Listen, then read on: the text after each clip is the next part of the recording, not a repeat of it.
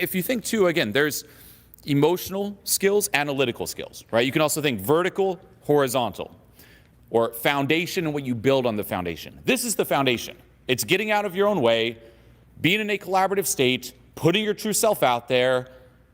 That's the foundation. That's the vertical. That's what sucks people in. They're like, wow, something's really different with this person.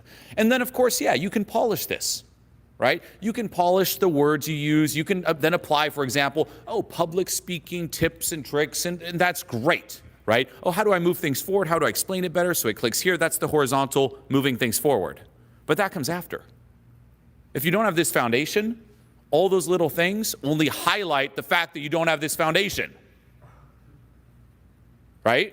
By the way, that's also the problem that we deal with as teachers, because any sort of like, whether it's like a podcast collaboration or a media piece or anything like that, not that we do a lot of media anymore, but media's changed. But, we used to. And things like that, they're like, give us 3 tips for public speaking. And like, to me or Julien, it looks like a joke. It's a joke because they're asking us within that paradigm. They're like within a limited paradigm, they're trying to solve it, but then to explain the larger paradigm can take an hour. So that's also what entrenches a lot of this dumb content, is that there's the average person doesn't want to hear a 1-hour speech to just begin to understand what the higher level paradigm is. They're like, look, that's great. Just give me just shut up and give me the tip. Like, I got a speech in 10 minutes. Can you give me the tip?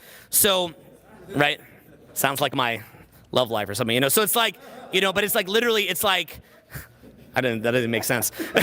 So somehow the tip is in there. So anyway, but yeah, but it's like literally, it's frustrating for guys like myself or Julien. Like, I mean, even our main CMO, Alex, he's always like, tell me what you're going to talk about at like Summit. And I'm like, it's like I don't even know how to explain it in like 3 quick lines, right? Like, it's actually a problem. So that's another thing to consider, is like, in many ways, because a lot of this is a little bit harder to explain, it's like, it's very gettable. Like, it's not rocket science, but it just takes a little bit longer to understand. What winds up happening is you never get that information.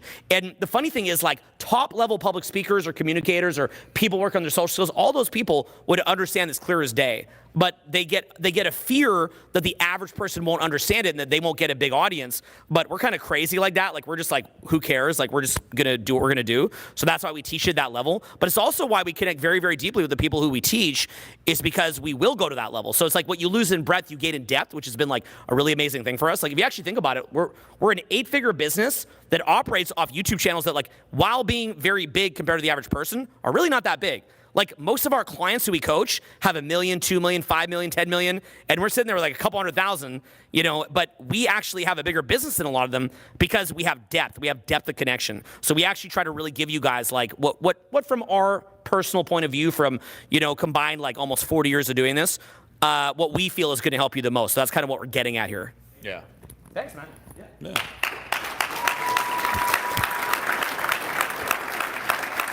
Yeah. But if you're honest with yourself too, like, seeing those little 3-tip videos, deep down inside that doesn't do much. All right, like, everyone watches it, of course, for the entertainment. It's easy, it's digestible. But hey, if that worked, everyone would be amazing, right? Everyone watches those, not much changes, right? Gets you started within that paradigm. Yeah. Within that paradigm, gets you moving. This video's like, hey, one little tip's like, look at Tony Stark's eye contact there. Oh, and someone breaks that down, and you're like, oh, that's going to change everything. To be fair, be careful, because we actually coach most of the guys who did that too. We love you. So yeah.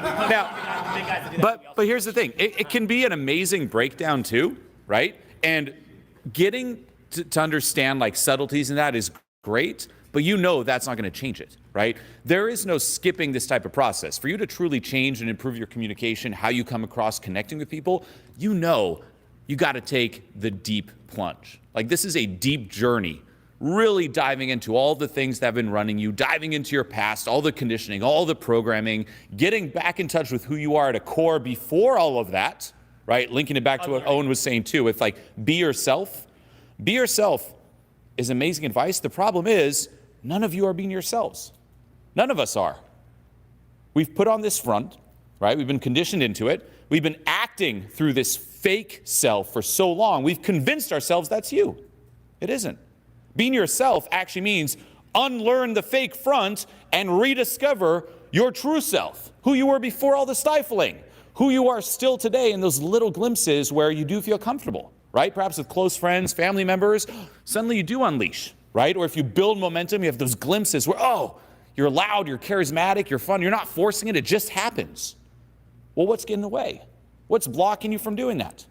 Why is it that in some situations you can just be loud, put yourself out there, and in others, you just freeze? That's a good first audit. Start noticing, oh, around who do I start getting stifled, right? Those are known as success barriers, right? Your ceiling of success. Around this person, I feel comfortable. Here I feel stifled. In this environment, comfortable, and this one stifled. Audit that. And then the goal isn't to fight against the stifledness, it's to identify where it comes from and to let go of it. It really all starts there. And then once you're in touch with that authentic part of you, you can start polishing it.